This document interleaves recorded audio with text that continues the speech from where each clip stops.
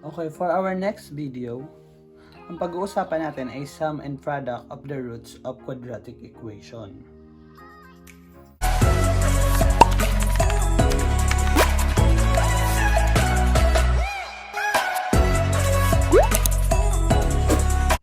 Okay, so let us first recall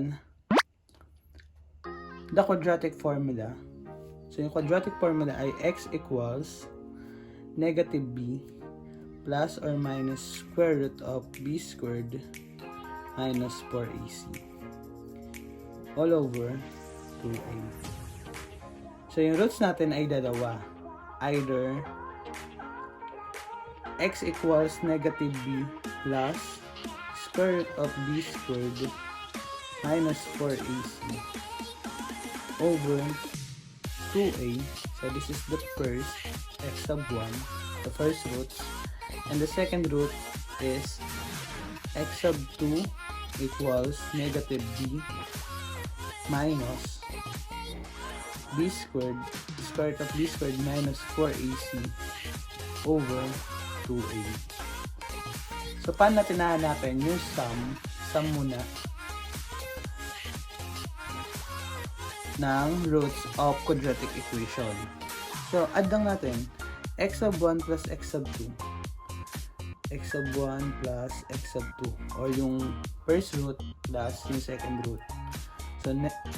So that is equals to negative b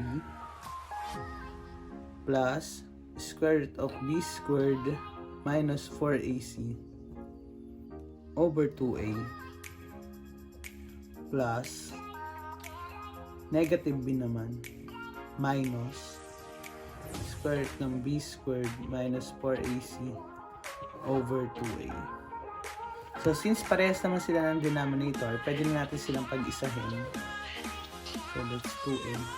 Then negative b plus negative b. So pagsamahin lang natin yung common. Negative b plus negative b, that's negative 2b. Then positive b squared minus 4ac plus negative b squared minus 4ac. So parehas silang b squared minus 4ac pero magkaiba sila ng sign. So kapag ganyan, 0 na yan, makakancel na yan. So malitan mo na lang ay x sub 1 plus x sub 2 o yung sum ng roots equals negative 2b over 2a. Then simplify natin. So common yan by 2, pwede na yan makancel. So matitira na lang negative b over a. So that is for the sum. So kapag hanapin pala natin yung sum of the roots of quadratic equation, ito lang yung kailangan natin. Negative b over a. Okay. So paano naman kapag product? So kapag product, again, we have x sub 1 negative b plus square root of b squared minus 4ac over 2a, and x sub 2 naman negative b minus square root of b squared minus 4ac over 2a. So kapag minultiply natin yan, so that is x sub 1 times x sub 2 equals yan. Pag nagmumultiply tayo, diba, ng fraction, numerator to numerator muna, then denominator to denominator. So gawin natin yan dito. So that is negative b plus square root of b squared minus 4ac times negative b minus square root of b squared minus 4ac all over 2a times 2a, that's 4a squared. Okay. So kung papansin nyo, ayan po ay sum and difference. So in sum and difference, ayan, paano ba tayo multiply kapag sum and difference? So kapag sum and difference, square lang natin yung first term, then square natin yung second term, then ang operation yan ay minus. Square natin yung second term, b squared minus 4ac, yan, square, over 4a squared. Yan. So, x equals So, x sub 1 times x sub 2 or yung product of roots ay equals so negative b squared, that is b squared. Kasi negative b times negative b, positive na siya. So, positive b squared minus, so ito naman, square root ng b squared minus 4ac times square root of b squared minus 4ac. Makakancel na yung radical sign. So, muli ka na lang b squared minus 4ac. B squared times 4ac. Okay. Over 4a squared. Yan. So, kapag nagma-minus naman tayo ng binomial, di ba, ito, mag-change tayo ng sign. Ito, magiging negative. Then, ito, magiging positive. Then, proceed to addition. So, magiging b squared plus negative b squared plus 4ac over 4a squared. Then, combine similar terms na lang. So, b squared plus negative b squared, 0 na yan. Matitira na lang 4ac over 4a squared. Then, itong 4ac, write naman lang dito, x sub 1 times x sub 2 equals 4ac over 4a squared. Ayan.